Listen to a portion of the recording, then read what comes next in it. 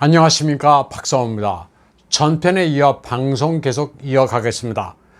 헝다의 사치 내지 부실 방만 경영과 관련된 폭로가 계속 나오고 있습니다. 중공의 민간 전랑이며 매파 평론가 스마나는 헝다그룹의 2017년 내부 문서를 폭로했습니다. 헝다그룹 최고층이 회사 내 각 부서에 회람시킨 문건입니다. 내용은 런저핑이라는 사람을 헝다 집단의 수석 이코노미스트 겸 헝다 경제연구원장으로 유척한다는 겁니다. 주로 거시경제와 시장 발전 방향과 대응 전략을 연구해 보고서를 내는 직책입니다. 그런데 그 보수가 상상을 초월합니다. 매달 본분과 보너스가 각각 62만 5천 유엔씩 125만 유엔입니다. 한화로 2억 2,800만 원이니 셀러리맨으로서는 천문학적 금액입니다. 경영자도 아니고 일개 학제 고문료로서는 누가 봐도 과다한 금액입니다. 중공의 일반 국민들의 박탈감을 자아내기에 부족함이 없습니다. 헝다 CEO 슈자인의 부인 띵 위메이더 돈 위에 올랐습니다. 부인도 거의 독자적인 재벌입니다. 이번에 헝다 차이프에 투자한 돈도 사태가 불거지기 직전에 모두 현금화했습니다. 띵 위메이는 2020년 후룬 부호방 리스트에도 26위로 이름을 올렸습니다. 부호들의 재산 순위를 매기는 후룬 부호방의 대기업 회장이 아니라 그 부인이 개별적으로 랭크되는 것은 전례가 없습니다. 부동산 투자자로 등재되는데 재산 규모가 190억 유엔으로 되어 있습니다.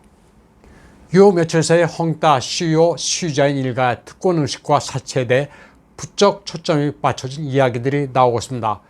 스마나는 슈자인과 대조되는 인물로 화웨이의 CEO 런정페이를 들어 칭송했습니다.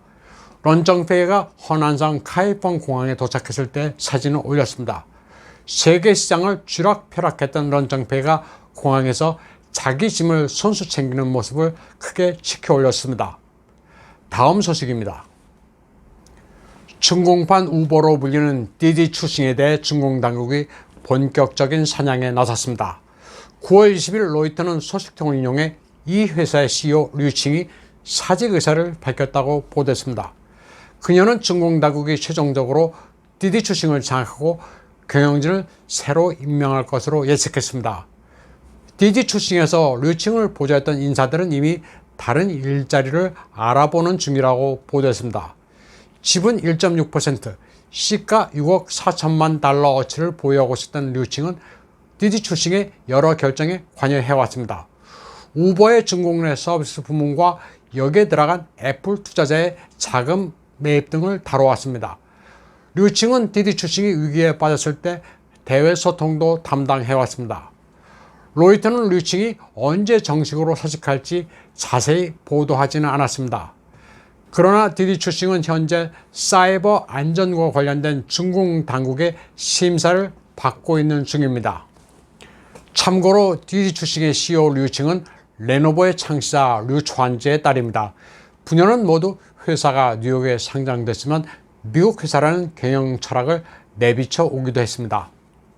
다음 소식입니다. 예전에도 아는 사람들은 아는 내용이지만 중공에 내놓으라 하는 부호들은 이미 5천억 유엔에 달하는 자산을 역의 도피처로 빼돌린 상태입니다. 역의 도피처는 당연히 카리브해의 케이먼 군도입니다. 여기에는 알리바바의 마윈, 핀두오도의 황펑, 하이디라오의 짱용 수핑 부부, 징동의 류창동, 샤오미의 레이진, 메이투안의 왕싱 등이 망라됐습니다. 마윈의 경우 2019년 현재 기준으로 개인 명의의 알리바바 주식 1119억 유엔어치를 역의 신탁, 해외 자산기금, 케이먼 홀딩스의 명의로 빼돌린 상태입니다. 징동의 류창동도 2014년 나스닥에 상장하기 바로 직전 회사를 케이먼 군도에 등록했습니다. 2019년 기준으로 역의 신탁으로 보유하고 있는 주식 가치가 333억 유엔에 달합니다. 이 밖에 롱총의 순홍빈이 459억, 샤오미의 레이준이 560억, 핀도도의 황펑이 882억, 메이투안의 왕싱이 188억 유엔 등입니다. 부호들이 자기 명의의 주식과 부동산을 역의 신탁기구에 넘겨놓으면 중국 내에서는 가진 게 별로 없는 게 됩니다. 역의 신탁 형식으로 재산을 빼돌리는 목적은 여러 가지입니다. 우선 탈세를 할 수 있습니다.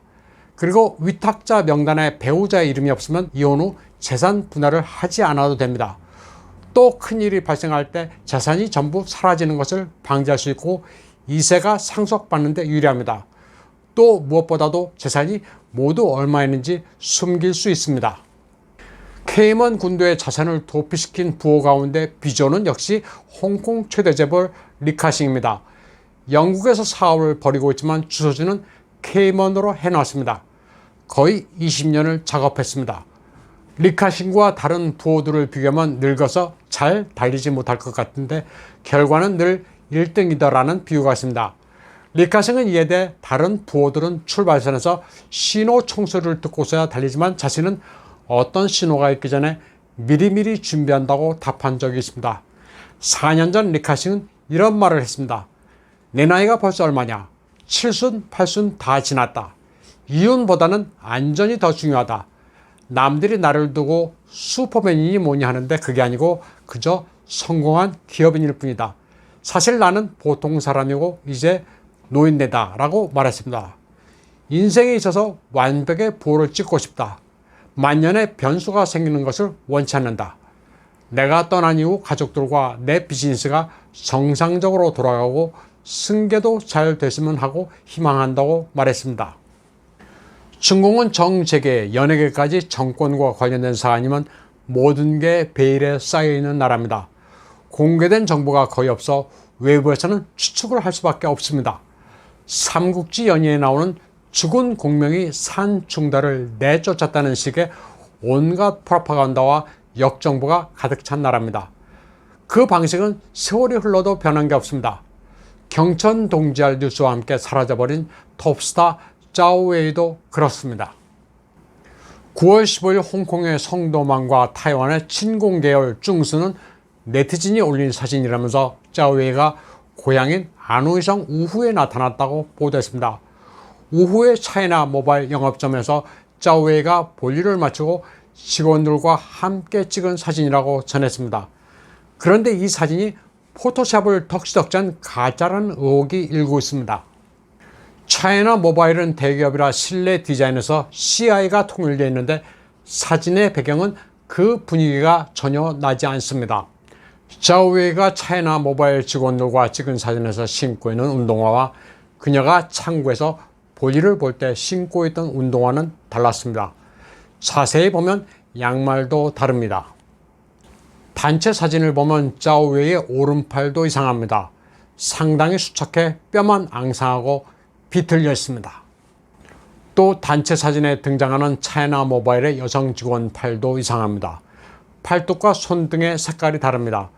포토샵으로 가져다 붙인 티가 납니다. 마치 숨은 그림 찾기 하는 것처럼 사진을 보면 이상한 점들이 많습니다. 짜오웨이의 생사는 아직 공식적으로 확인된 바 없습니다.